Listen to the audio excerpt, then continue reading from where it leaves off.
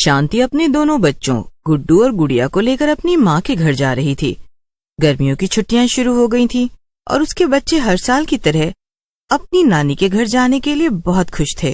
बड़ी अजीब बात है ना माँ, हर साल तो हमारी छुट्टियां होने से पहले ही नानी हमें इतने फोन करती थी कि जल्दी से आ जाओ, जल्दी से आ जाओ, लेकिन इस बार उन्होंने एक बार भी हमें फोन नहीं किया। हाँ माँ, ऐसा क्यों?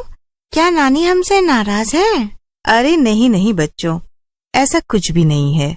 अभी हम लोग नानी के पास जाएंगे ना, तो वो हम सबको देखकर बहुत खुश हो जाएंगी। थोड़ी देर में वो सब अपनी नानी के घर पहुंच गए। शांति ने अपने घर का दरवाजा खटखटाया, लेकिन बहुत देर तक उसकी माँ घर से बाहर नहीं आई। अरे ये क्या, माँ दरवाजा क्यों नहीं खोल रही हैं? क्या वो घर पे नहीं है? वैसे भी हमने उन्हें अपने आने के बारे में बताया नहीं था। ये देखकर गुड्डू और गुड़िया जोर जोर से दरवाजा खटखटाने लगते हैं। नहीं नहीं माँ, वो देखो ना, दरवाजा बाहर से नहीं बंद है। अगर नानी कहीं गई होती तो यहाँ ताला लगा होता। इसका मतलब कि वो अंदर ही है। थोड़ी देर में उनकी नानी बाहर आ जाती है। वो शांति और उसके बच्चों को देखकर खुश नहीं होती हैं। अरे माँ, मैं कब से दरवाजा खटखटा रही थी, मगर आप खोल ही नहीं रही थी। क्या हुआ? आप सो रही थी क्या? हाँ, मैं सो रही थी, लेकिन तुम लोग यहाँ ऐसे अचानक क्यों आ गए हो? अरे हम तो आपको अचानक आकर सरप्राइज देना चाहते थे। अरे नहीं, ऐसी बात नहीं है। वो मेरी तबीयत कुछ ठीक नहीं है, इसलिए। अब दरवाजे पर ही खड़ी रखोगी या अंदर आने को भी कहोगी माँ? इतना कहकर शांति और उसके बच्चे घर के अंदर आ जाते हैं। उनकी नानी बिना किसी से कुछ बात किए अपने कमरे में चली जाती है। माँ, कुछ तो गड़बड़ जरूर है। नानी को कुछ न कुछ तो हुआ है, वरना वो ऐसे बर्ताव नहीं करती। हाँ गुड़िया बेटा, अब तो मुझे भी कुछ अजीब सा लग रहा है। खैर तुम दोनों हाथ मुंह धो लो, मैं कुछ खाने को देती हूँ। शांति अपनी माँ के कमरे में जाती है और देखती है कि पूरे कमरे में बहुत गंदगी फैली हुई थी और उसकी माँ चुपचाप बिस्तर में लेटी हुई थी। ये सब क्या है माँ? आप तो कभी भी कमरे को इतना गंदा नहीं रखती थी, तो फिर ये अचानक से आपने इतनी गंदगी क्यों फैला रखी है? अरे मेरा घर है, मैं इसे जैसे चाहे रखूं, उससे तुझे क्या? ये क्या माँ, मैं इतने दिनों बाद आई हूँ और आप मुझसे ऐसे बातें कर रही हैं। देखो मेरी तबीयत कुछ ठीक नहीं है, अब तुम यहाँ से जाओ, बाद में आना। तो माँ आपने कुछ खाना नहीं बनाया है क्या? क्यों, तूने मुझे आने से पहले बताया था क्या, जो मैं तेरे लिए 56 भोग बना के रखती? जा यहाँ से, मैंने कुछ नहीं बनाया है। शांति चुपचाप वहाँ से दुखी होकर चली जाती है। वो रसोई में जाकर अपने बच्चों के लिए कुछ खाना बनाने लगती है। न जाने माँ को क्या हो गया है, पहले तो उन्होंने कभी भी मुझसे ऐसे बात नहीं की। अगर उन्हें किसी बात की नाराजगी है तो मुझसे कहना तो चाहिए। ऐसे नाराज रहकर भला क्या मिलेगा? शांति खुद से ही बातें कर रही थी कि तभी उसे गुड्डू और गुड़िया के रोने की आवाज आती है। अरे ये क्या, ये बच्चे क्यों रो रहे हैं? इनका फिर से आपस में झगड़ा हो गया है क्या?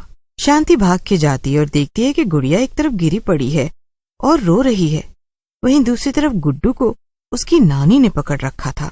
माँ, ये आप क्या कर रही हैं? शांति जाकर गुड्डू को बचा लेती है। तभी उसकी माँ गुस्से में बोलती है, तूने अपने बच्चों को तमीज नहीं सिखाई है क्या?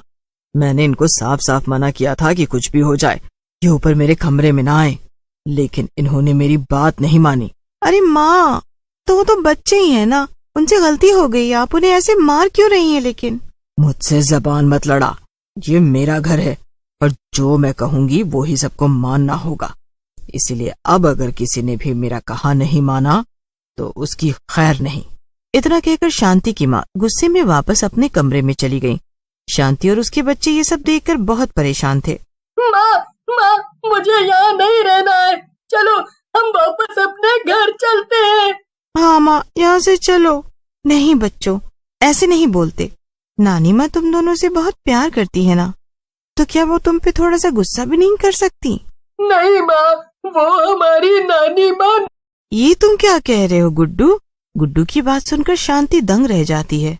बेटा, मुझे भी कुछ समझ नहीं आ रहा कि तुम ये क्या कह रहे हो, जरा ठीक से तो समझाओ। माँ, मैं और गुड़िया खेल रहे थे और खेलते खेलते हमारी बॉल नानी के कमरे में चली गई थी। जब हम उसे लेने गए तो हमने देखा कि नानी के कमरे में एकदम अंधेरा था। फिर गुड़िया ने कमरे की लाइट जला दी और नानी वहाँ नहीं थी। क्या? तो फिर कहाँ थी? माँ, नानी की जगह कमरे में एक डरावनी सी चुड़ैल थी और वो छत की दीवार पर उल्टी लटक रही थी। क्या? हाँ माँ, और फिर हम दोनों वहाँ से चिल्लाकर भागे, लेकिन तभी कमरे से नानी बाहर आ गई और वो हमें मारने लगी।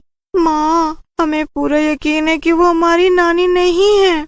बच्चों, अगर तुम दोनों सच कह रहे हो तो तुम्हें यहाँ नहीं रुकना चाहिए। यहीं पास में तुम्हारी बरखा आंटी का घर है ना, मैं तुम दोनों को वहाँ छोड़ाती हूँ। फिर मैं बरखा आंटी के साथ यहाँ आकर देखूंगी कि आखिर मामला क्या है। ठीक है माँ, लेकिन आप भी अपना ध्यान रखना। बरखा शांति के बचपन की दोस्त थी और वो उसके घर के पास में ही रहती थी। शांति बच्चों को बरखा के घर लेकर जाती है और उसे सब बता देती है। क्या बात कर रही हो शांति? अगर तुम्हारी माँ के अंदर सचमुच में कोई चुड़ैल घुस गई होगी तो हम क्या करेंगे? मुझे तो कुछ भी समझ नहीं आ रहा बरखा। अब मैं क्या करूं? कैसे बचाऊं माँ को? हमें जल्दी ही कुछ करना होगा, वरना वो चुड़ैल उन्हें छोड़ेगी नहीं। तभी बरखा का पति शांति से कहता है, शांति, वैसे मेरे हिसाब से हमें तुम्हारी माँ पर कुछ समय नजर रखनी चाहिए। शायद इससे हमें पता चल जाए कि वो चुड़ैल तुम्हारी माँ से क्या चाहती है।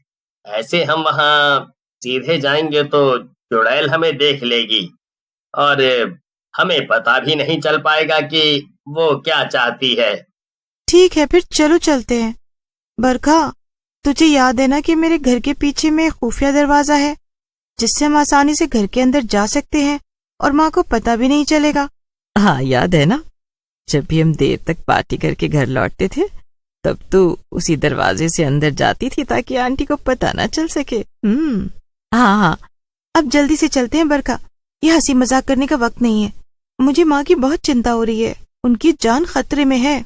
शांति और बरखा शांति के घर चले जाते हैं।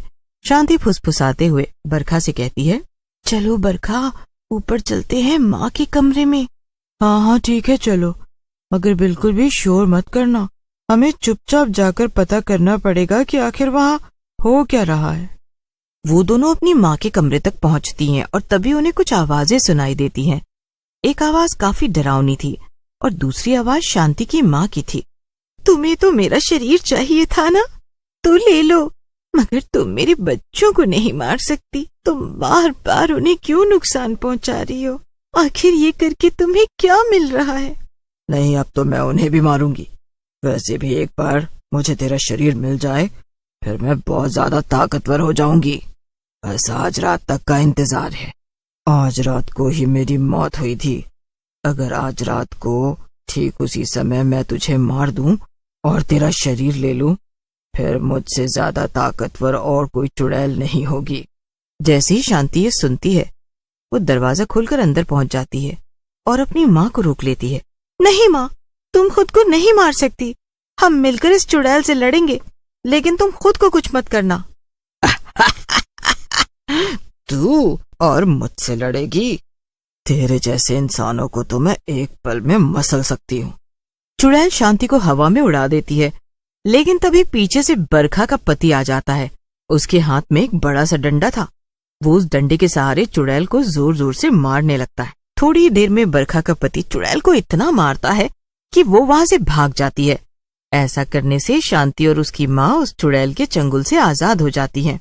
बरखा, अगर तुम और तुम्हारे पति आज नहीं होते तो आखिर मेरी माँ का क्या होता? मैं शायद उन्हें हमेशा हमेशा के लिए खो देती। और तो और ये चुड़ैल मुझे और मेरे बच्चों को भी मारना चाहती थी। तुम्हारा बहुत बहुत धन्यवाद बरखा। और सब कुछ पहले जैसा हो जाता है। गुड्डू और गुड़िया भी अपनी नानी से फिर से मिलकर बहुत खुश थे।